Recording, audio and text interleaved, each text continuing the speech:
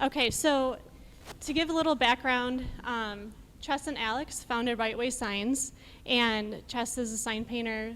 They founded Right Way Signs 2 years ago, 2012, but Chess has been painting since 1970. He's one of the original sign painters here in Chicago, so it's really cool to have him here. Normally with sign painting, we think about, it's just that it's painted on a sign and then it's hung up somewhere. But sign painting is a lot more than that. This is Chess. He's painting on paper, which is what we all typically know. But sign painting can also be done as murals on brick walls, on planters, on mirrors, and even the side of a car. It's basically a form of advertising and wherever you want to put your sign. And Chess gold leafs and does all kinds of things that I would love to know about. So it's incredible that Chess is 64 years old and he's still doing this craft and is in high demand for it for places like Heritage Bicycles, Glazed and Infused, Goose Island, and so many more places that we know and love here in Chicago. He's witnessed a lot of changes in the industry over the last 44 years, and I think we'd all love to know just kind of how you started, how you got interested in sign painting and where it all came from. It started probably before 1970. I did a lot of pencil drawings and oil paintings and that, and I wanted to go to our art school to learn how to be an artist, I guess, and commercial art. And what kind of school was that? Well, it was the Institute of Lettering and Design. I thought I was going to a commercial art school, so I kind of accidentally fell into doing sign painting. So you went to the school and you didn't know that it was Right, sign. I thought it was a commercial arts school. Yeah, and it ended up being a sign sign painting. painting school. Yeah. And so you were like, all right, I'll do that instead. It was a lot of fun. I enjoyed lettering, so I just stuck with it. Yeah. Went there for 3 years. Okay, and does it still exist today? No. No. Yeah, I was in Rogers Park, and they moved to downtown Chicago, but I think probably 20 years ago or so. Okay. It Actually, folded. I think we have a photo of you. Is this? That's definitely not us. No. You're not that old, right? That's probably the 30s or something. Is this a photo of the school? No, I think I threw that in there. It's just, this is what it used to look like.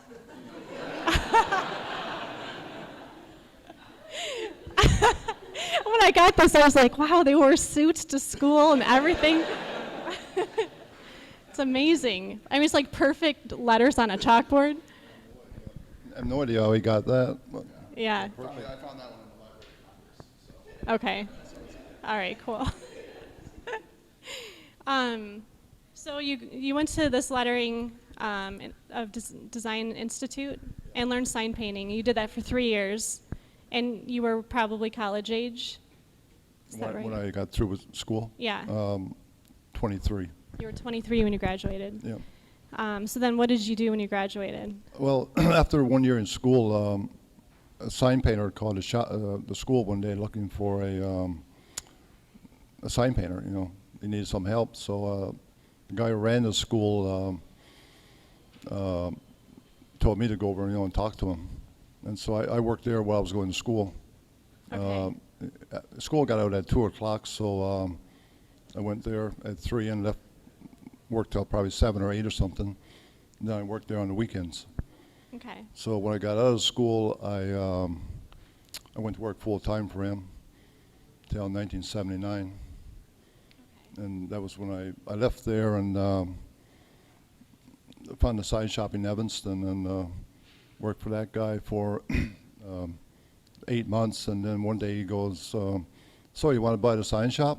So that's And that was Brownie Signs? Brownie Signs. And that's what you were mostly known for, right? Was Brownie Yeah. Signs for most of your career? Right. To this day, some of my customers still call me Brownie. So. Yeah. And does that company still exist? You want to take a So it still exists. We sold it in 2005. It was renamed Evanston Signs and Graphics because Brownie was the founder of Brownie Signs. That was his nickname in the war. So that's how that came about. And then the new generation of people at Northwestern University that we were working with would call us and say, "What's a Brownie sign?" So it started to confuse people a little bit. And so we decided to change the name and then sold that business because the business partners that came in were very interested in digital printing, vinyl graphics. I sold, my part, and I went to work here downtown at a company, and he stayed on board. And I think that that's when he was surprisingly you weren't doing much sign painting up until about 2 years ago. So he had kind of lost a little bit of his touch because he was doing all the helping out with the vinyl graphics and he had a lot of clients there that the new owners didn't have relationships with that he did. Right. So. Yeah, so you ended up buying Brownie Signs in Evanston in the 80s, was it? 1980. 1980.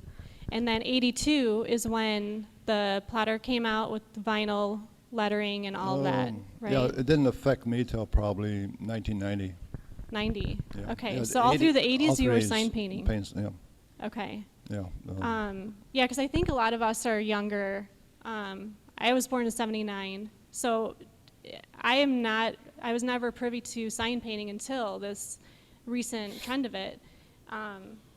But I actually watched that. So there's a sign painting documentary that's out right now, which I'll share a link with you guys. But it was really interesting to see how big it was in the 70s, 80s. Yeah. And then business was booming. They considered sign painters like the end-all, be-all, you know. In the 80s, first 5 years I worked by myself, and I worked 18 hours a day, 7 days a week. Wow. I would go to work. And you had a family, right? Yep. Yeah. Well, yeah, you were 2 or 3. Yeah. And yeah, I would get there sometimes 3 in the morning, would not leave till like 10 at night, go home, eat dinner, and fall asleep in the living room on the carpet. Yeah. And get up 3 hours later and go back to work. Yeah, because there was that much work to do. I probably had about 10 jobs for that day to do. Wow. So I had to get. We're actually going through that right now again. So Yeah. I'm kind of reliving what he went through. I'm getting up at 4 in the morning and helping more. I mean, and just as a disclaimer, I am not a sign painter by any stretch of the imagination. I'm extremely unartistic when it comes to that kind of skill. He tried to teach me 2 months ago and laughed at me the entire time. So that was kind of the end of my sign painting career. But so I'm just helping him more coordinate the day, do the project management. Yeah, running the business. Run the business and communicate with the clients because what we've relearned, I think, in the last 2 years is that there are tight deadlines and still to this day, people think of signage as the last thing. So they're opening a restaurant. And they're like, oh, we forgot about the sign and we open next week. Yeah. So That happens a lot. It happens a lot. So right now we're doing a LinkedIn project for the LinkedIn office. They're opening a second wing, I guess, of their office. And I was hoping that we could show you the process today, but the designer got in touch with us about 3 weeks ago, and then we got the artwork this week, and we started yesterday.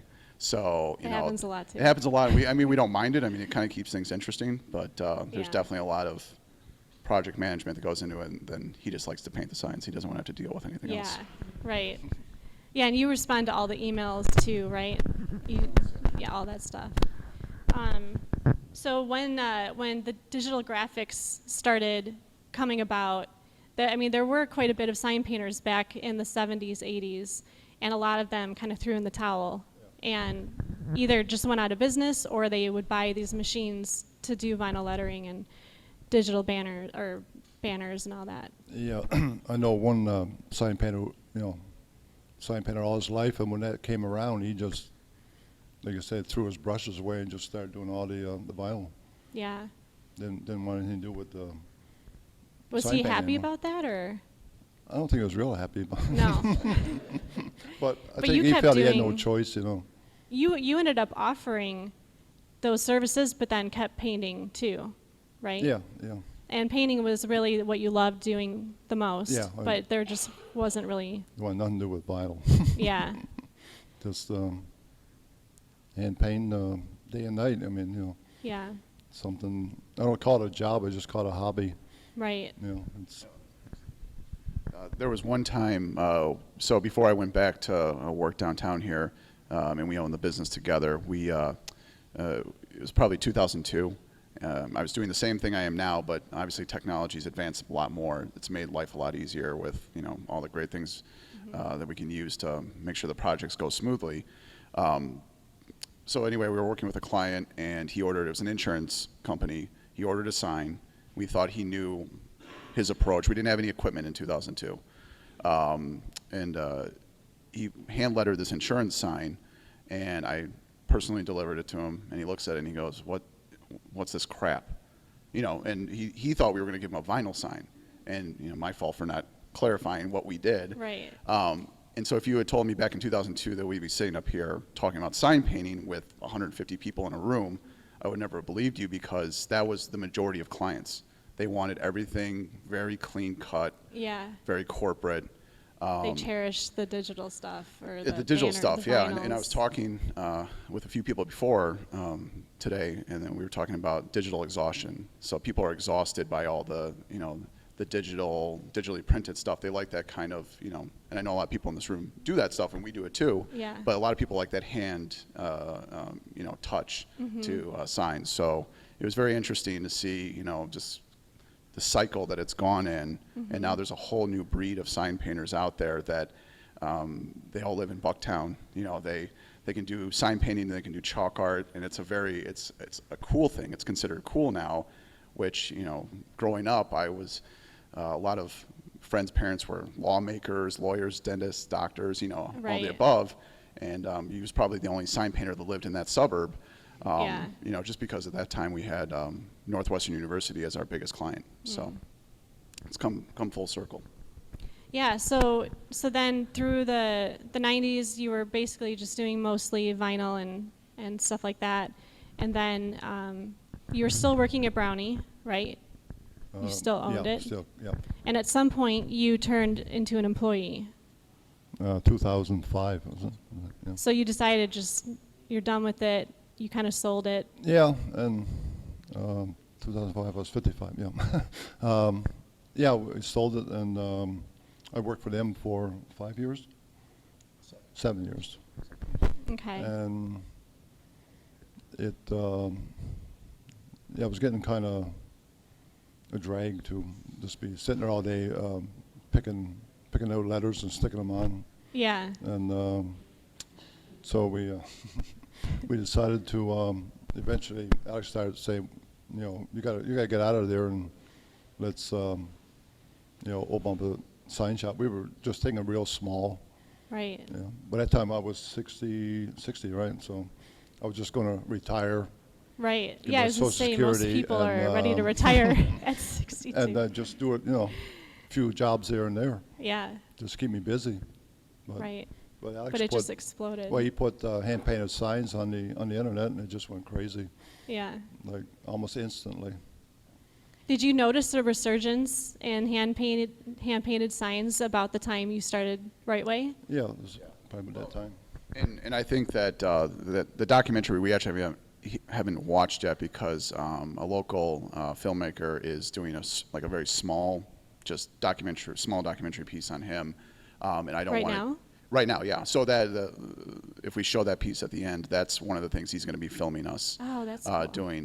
But we don't want it to influence our, I don't want to watch and say, oh, they did something really cool in this. I want to try to replicate Yeah. that. So we're trying to be very genuine to the film.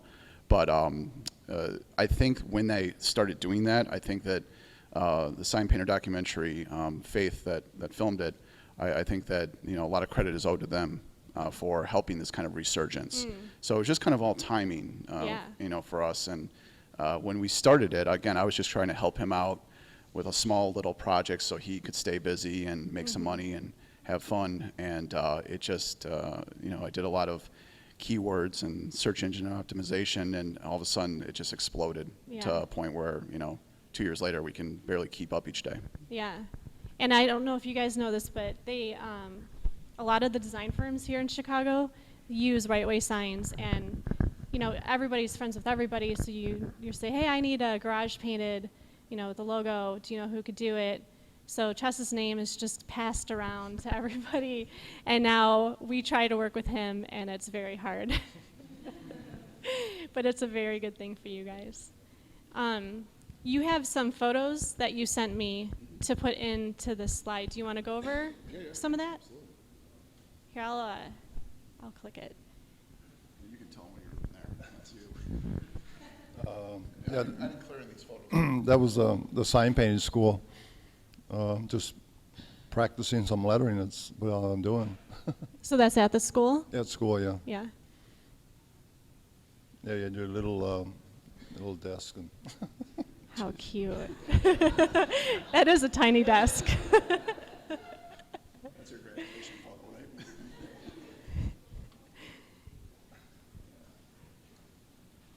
That was my first lettering job. I was still in school.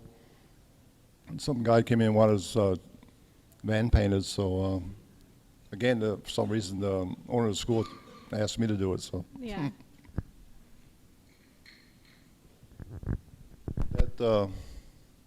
that was the sign shop I worked at while I was going to school, and Oh, the one that really? I worked at after I left school in the 70s.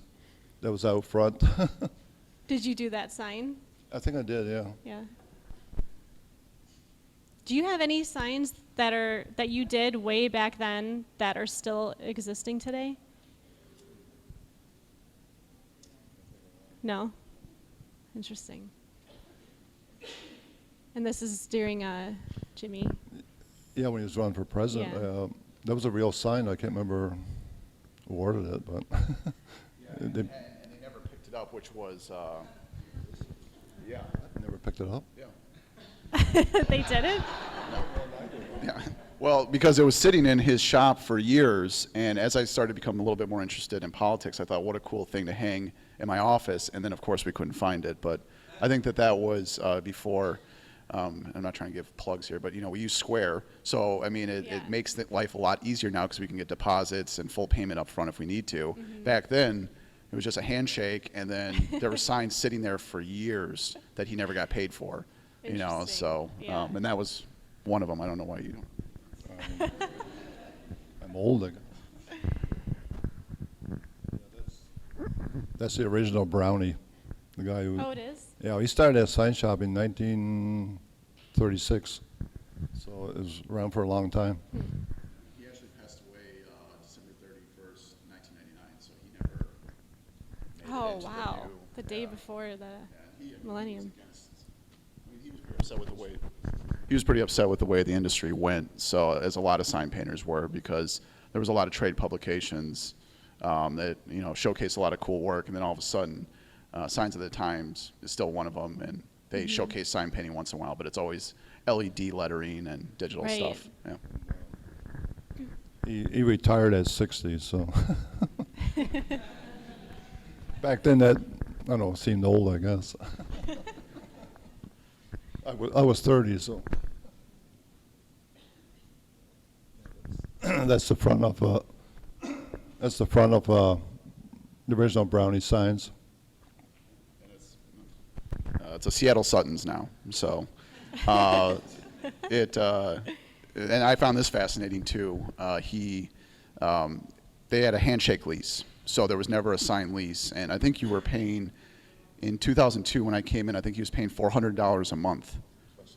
Maybe, yeah, it might have been $300. So the rent never went up since the 1930s, obviously, and and the woman, there's a food distributor. That's the people that own the building. So in the back, one of the daughters came into the family business, and she did the accounting out of the back room, which was next to ours, and you could smell the fumes of the paint. So that's when that handshake lease was broken. Oh. And so we were within, I think, 4 years we were in two, different shops. We moved to a kind of a temporary location that was really small, and then we moved to a warehouse once things started to grow again. So, yeah, so that definitely the fumes are very powerful from these paints. Yeah. So. Yeah, what do you do about that? Like, do you just breathe them Nothing, in? Just breathe them in, yeah. I'm still here. You're I'm still doing here it today. for 45 years. Do you wear seatbelts too? So this is the original Yeah, brownie? that's just, the original brownie painted that, and he just had that stuck in the window for years. And then our current logo is actually, so when we were trying to figure out what to name the new company, and I'm sure a lot of people in this room go through that if you're doing your own firm, what do you call it? What's the logo going to look like? So we'd always joked, White Way Signs is a very big sign company in Chicago. They're not as big as they used to be, but they do all the electric signs for the White Way, which is Randolph, where all the theater signs are. So, but we always thought that White Way signs sounded kind of a little weird, kind of like Bugs Bunny, was saying the name. So we always joked that, let's name our company Right Way. And so that's how we kind of came up with that. And then I always liked the design that Brownie came up with the little elf. And so our logo today is reflective of that. So. I think you can probably see it. Well, it's on Chess's hat and Alex's shirt. So then this is some of the more current stuff. Yeah, that's up in Evanston. Yeah, up in Evanston, Dollop and Who's Your Mama joined and have a coffee and pie shop. And this is the menu that you did? Yeah. Silkscreen. And then this is your Instagram feed. Yep. You guys should definitely follow him on. It's incredible. They show the process of everything that he does, and it's really, really cool to see. Well, I used a paper pattern, like the one that's on the wall there, and just you can see the lettering. Do you want to explain what that is? Well, the machine usually prints out the lettering, and we use what we call a pounce wheel.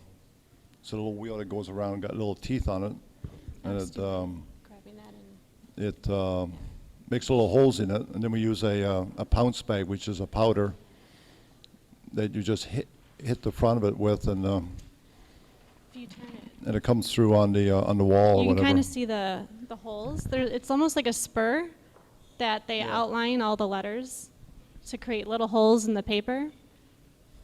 And then they put it up on whatever they're painting, and the pounce, Which is it's like charcoal in a sock. yeah. And then they go around each letter, and it Yeah, kind of just- makes you an just hit it and outline. just kind of rub it, and it goes Yeah. through. And then that's what they use for like a guide. Yeah. Yeah. For some lettering, not everything. Some would just kind of eyeball it, Yeah. draw guidelines, and then just start painting. Like this, you Yeah, eyeballed. Yeah. This was free-handed by him today. Yeah, just drew guidelines, top and bottom, and then just start painting. He's going to do a live demonstration at the end of the questions to show you how he finishes the sign. So we'll show you that too. So I have a question.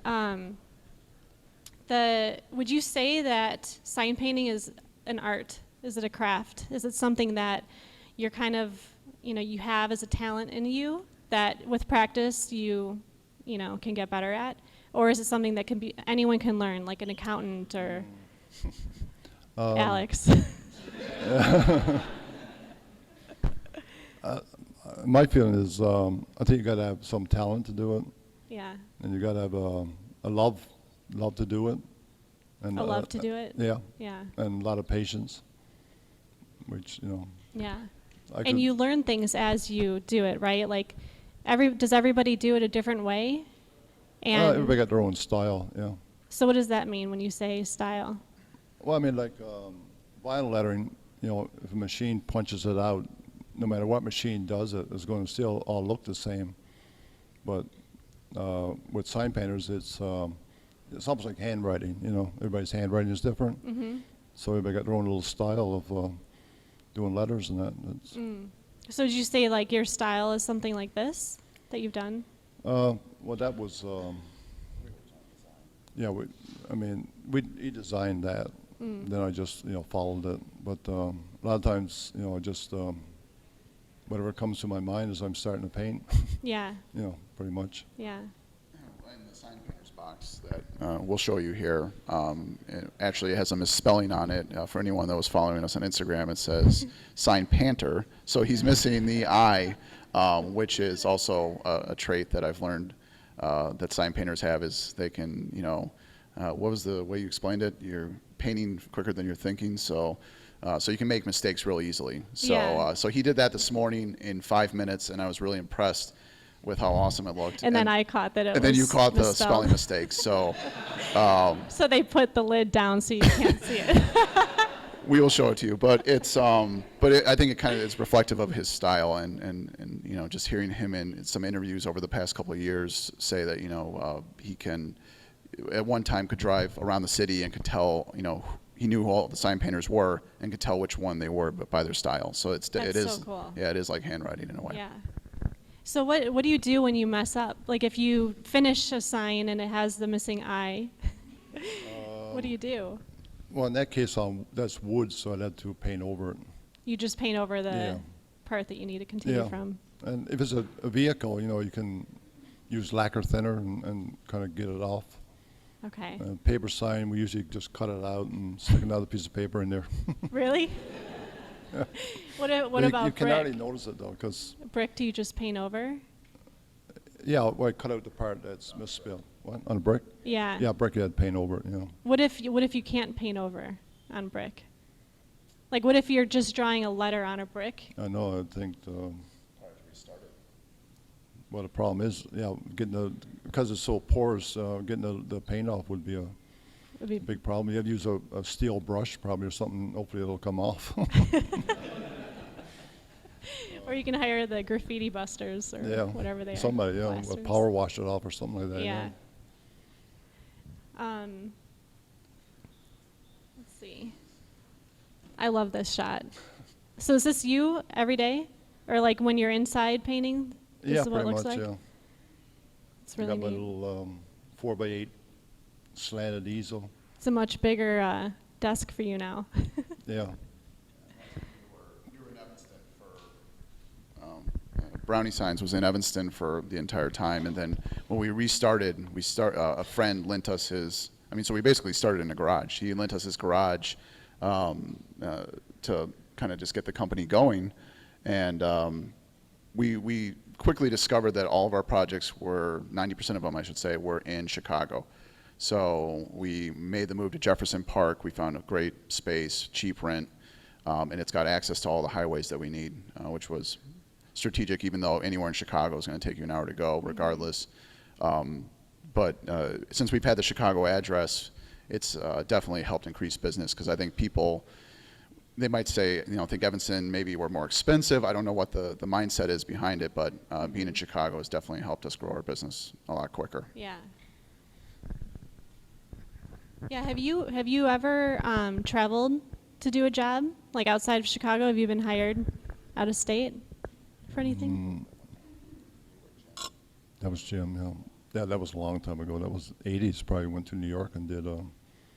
I think it was a house painting company. They were based out of there, but they also were in New York, and he wants to come out there and let us some trucks. Yeah. But I didn't go. And sent one of my helpers. Oh. But we got a project coming up that, or maybe in L.A. Oh, A really? brick wall, yeah. Oh, that's cool. So fly us to L.A., I guess. Yeah.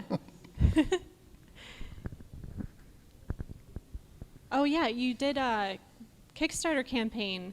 What, did you do the Kickstarter campaign around the time you opened Right Way? You did. Yeah, what was that about? So Kickstarter was, him and I were talking about, what Kickstarter was, and at that time it had been a couple years old, I think, so it was still pretty, hot. And so we did a search to see if anyone had done anything in regards to sign painting, and no one had. I mean, there was stuff about neon signs, about the history of that. So I thought it was pretty interesting that no one had done that. So we did it.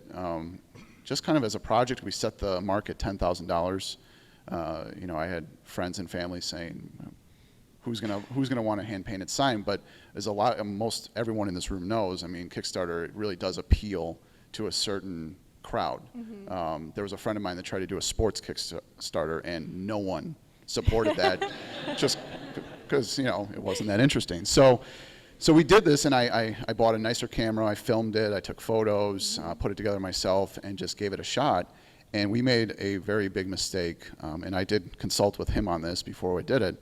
And I said, the starting level should be $25, and we'll send a show card, which no one does show cards anymore. What is the show card? Show card was a cardboard sign that a lot of the department stores would use. They'd put it in their window, sale. Like, yes, we're open. Yes, we're open, but maybe more like, POP stuff. I mean, basically, it was just hand painted and thrown in a window, and today you've got vinyl wraps on windows. It's a lot different.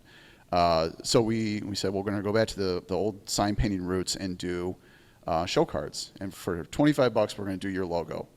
Not really thinking about what kind of logos people were going to send in. So we had people that sent in something very basic, or they wanted their name, their last name signed, in a sign painter style. And we did 22,000, I think, is what we raised, and then 280 signs. And of course, I'm walking around like this is the coolest thing ever, and then you actually have to do it, and it is a much different. I mean, it was a learning curve for us. And Chess, did he do all of them?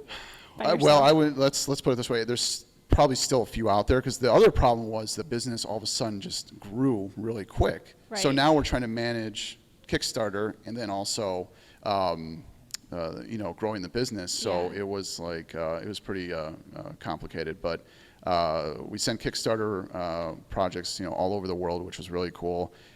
Jason at Basecamp, which I owe a lot of credit to, because we were at $7,000 probably with 6 days left. Your goal was what? 10. It was 10. And I didn't think it was going to reach its goal, because it was very slow towards the end. And then all of a sudden, I saw this huge spike in traffic. And Jason at Basecamp supported it, and he tweeted out saying that he loves sign painting and the craft, support this project.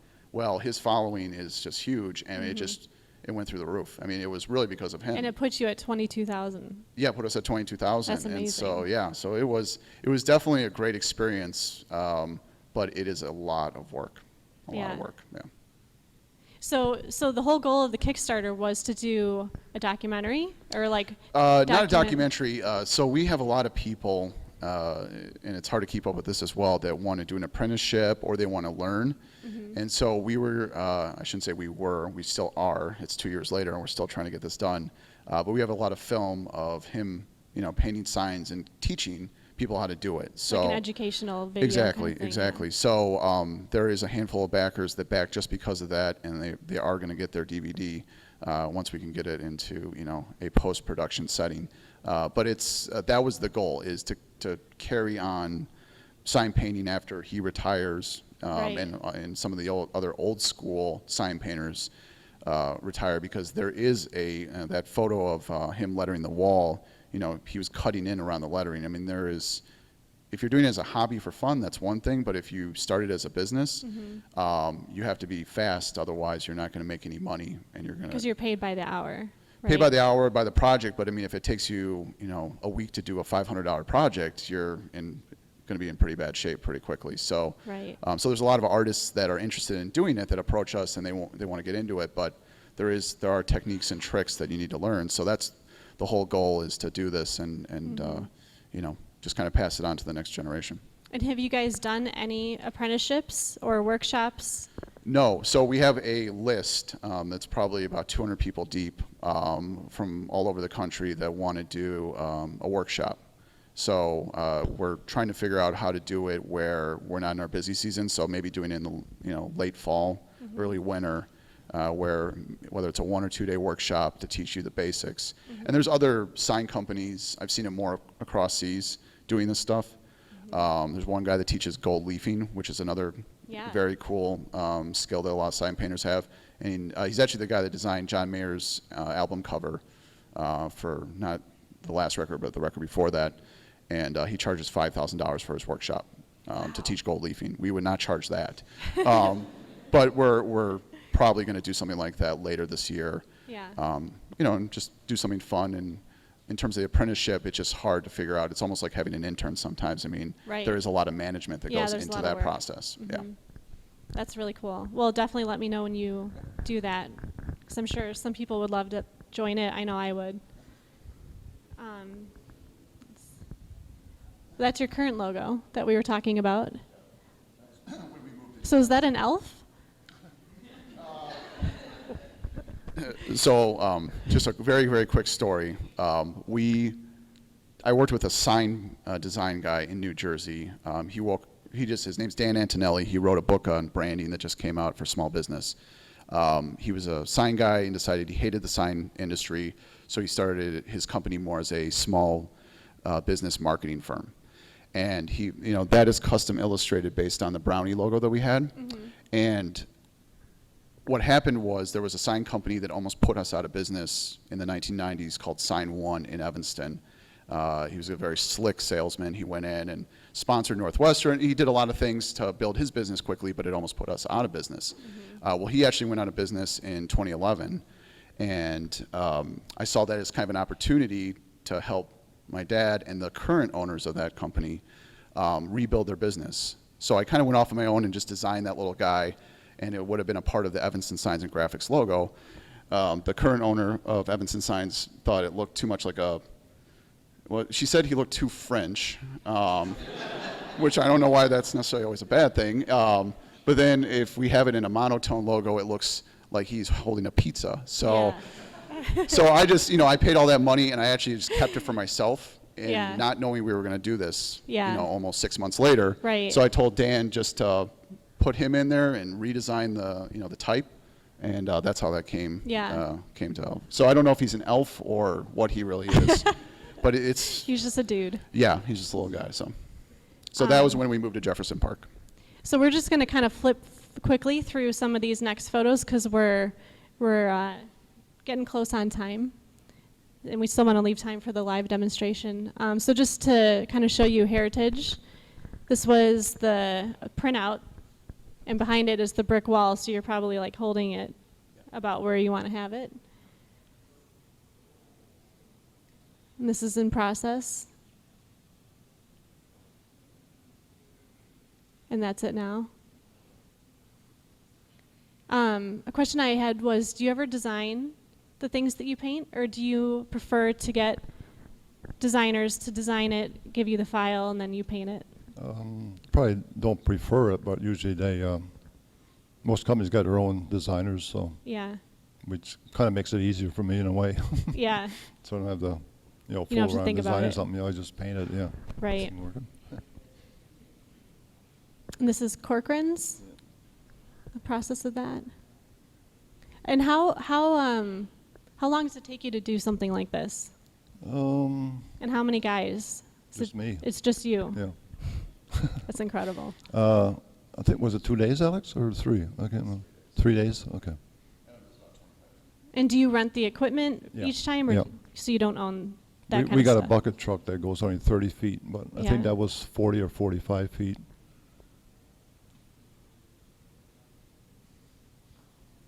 Yeah, that was the second brick wall we did. That was 55 feet, wasn't it? I think 55. That's cool. Yeah. Yeah, I'm scared. You're of heights. scared of heights? Yeah. You would never know it. So that last one almost didn't happen because I was on the roof. I'm terrified of heights too. So, so I was on the roof watching him slowly go up there.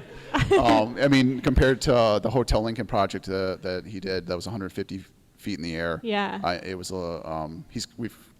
I should say he's come a long way, and then we had 2 helpers on that one helping us paint that Yeah. and get it done quickly. This is the top of a roof, which is really cool. Yeah, that one's out in Glenview, so if you're flying in to O'Hare over that, that's why they did that. That's awesome. Yeah. Yeah, so I'm just amazed by, I mean, look how big this is, right? Like, how are you standing? I think the lettering was 25 feet, I think. Like, how do you make it look perfect from above when you can't see it? Just that 8.5 by 11, drawing, and And a level. pretty much eyeballed it. Okay.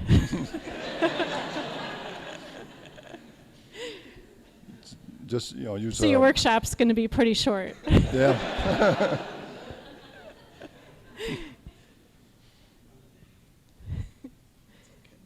Yeah, that was Kentmont Restaurant. So are you eyeing it here too? No, there I had a pattern. Oh, you had a pattern. Yeah. Okay. This is glazed and infused.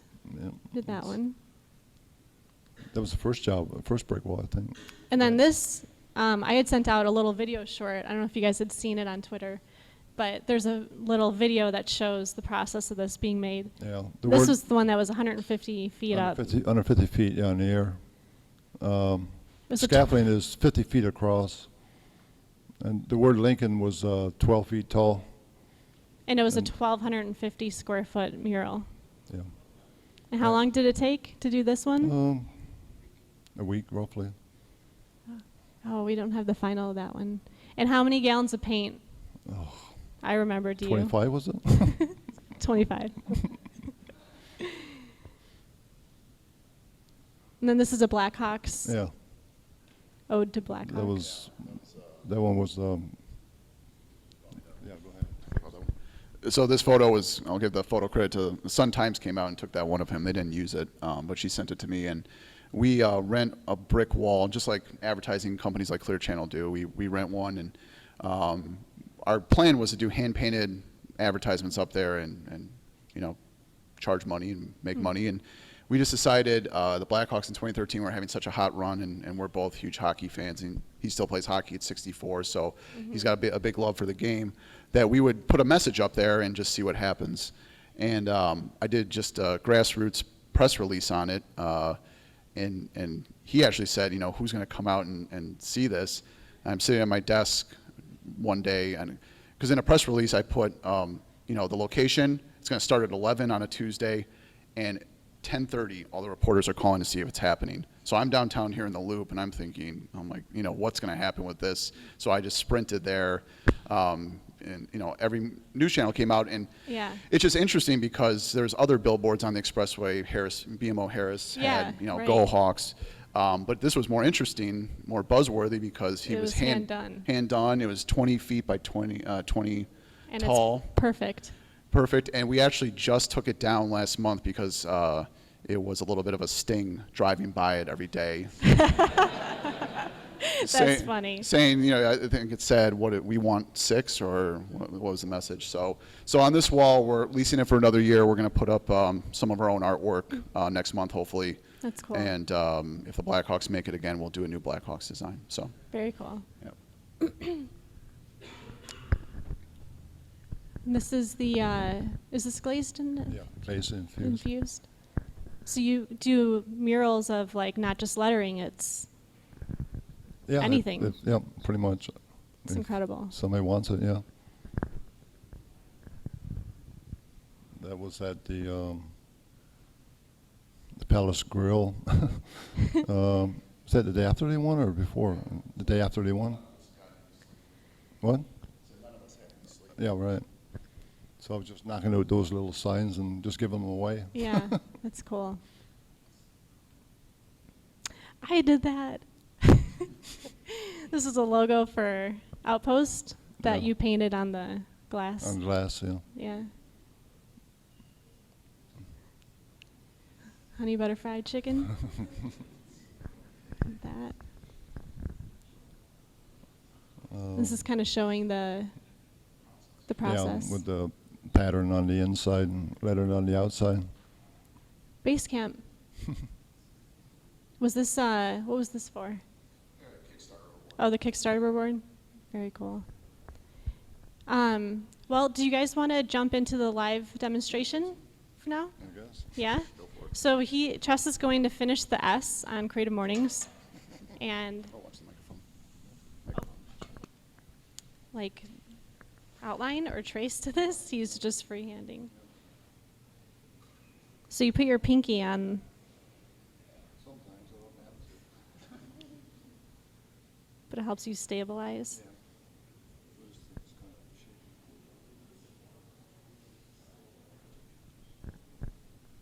So the one thing that still amazes me to this day, I mean, I grew up watching him do this. I would go to projects as a little kid, and how fast he is. That glazed and infused Rosie the Riveter mural that he did, I think he did that in about 4 hours. Because I went actually, he got there early in the morning to do it because Damon, Milwaukee, that North Avenue, that area gets pretty heavy with foot traffic, and so I went there at 11 to take photos of him doing it, and he was done already. So, so I didn't get to capture much there.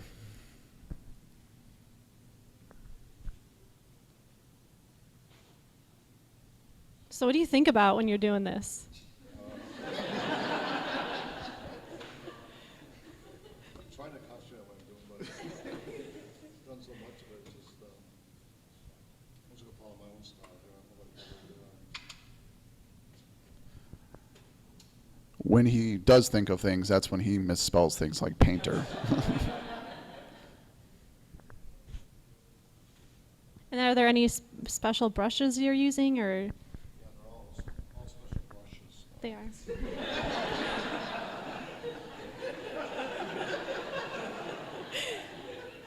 Just don't make me laugh. I'm holding this. You can't buy them at the art store. So. Yeah, For real, you can't?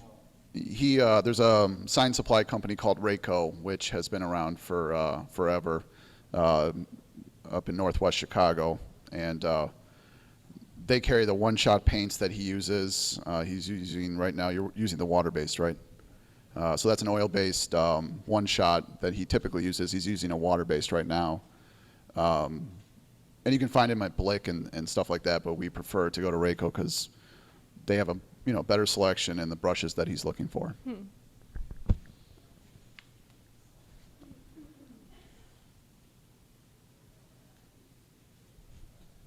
So to answer your question earlier, Kim, about his style, this is probably Close to it. Yeah, he's just. I like to call him sign painters fonts, and he laughs at me every time I say that because he doesn't really understand what that means. Are you going to do 2 L's or 1 for Illinois? So just write a space. And what's been your favorite project to date? Probably the Black Hawk wall. The Blackhawks?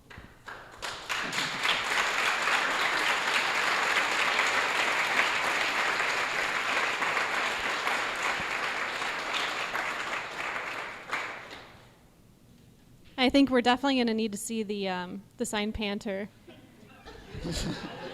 before. Do we have time, or do you want to? Yeah, Yeah, do the what? let's do it. Why?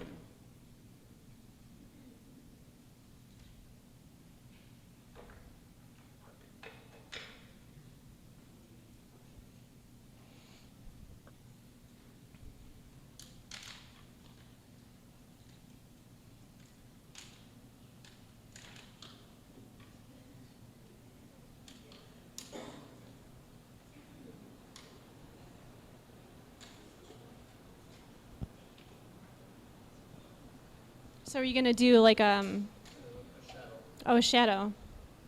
Yeah, that'll be nice.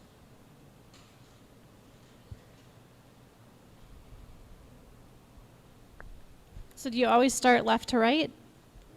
Yeah. Otherwise, my fingers get in the paint. Otherwise, his fingers get in the paint.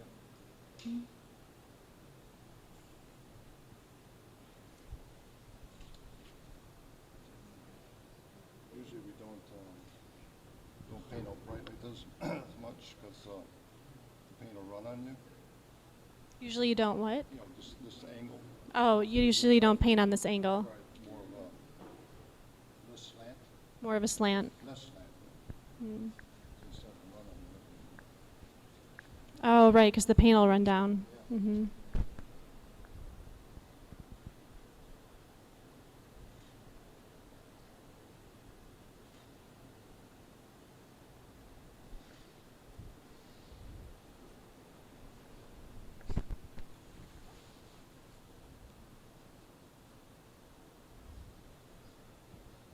So did you learn to do shadowing in school, or is that Yeah, a little bit. It's not, just a little bit? yeah. I mean, you can do the letter, you can easily put shadow.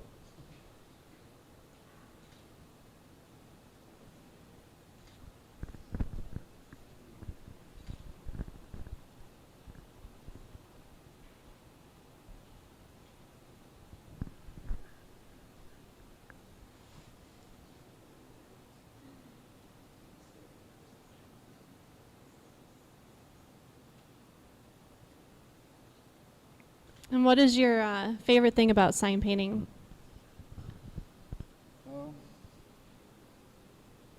Just painting. Just painting?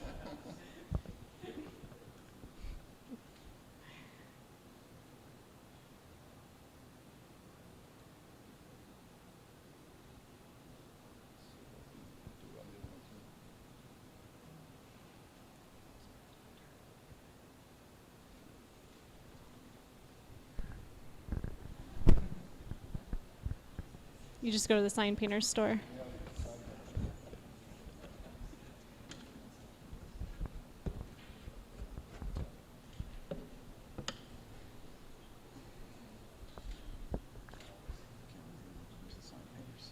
Oh. Here's what the paint looks like. One shot.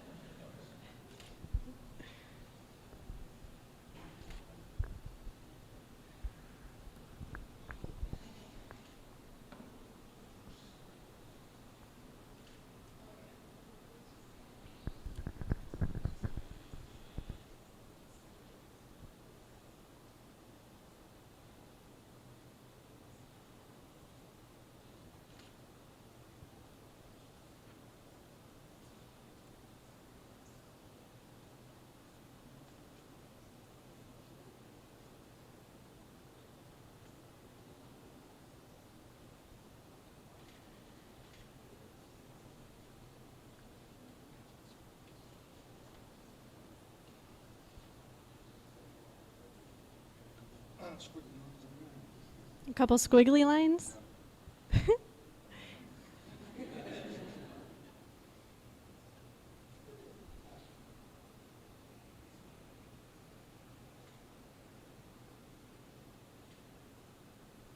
That's awesome.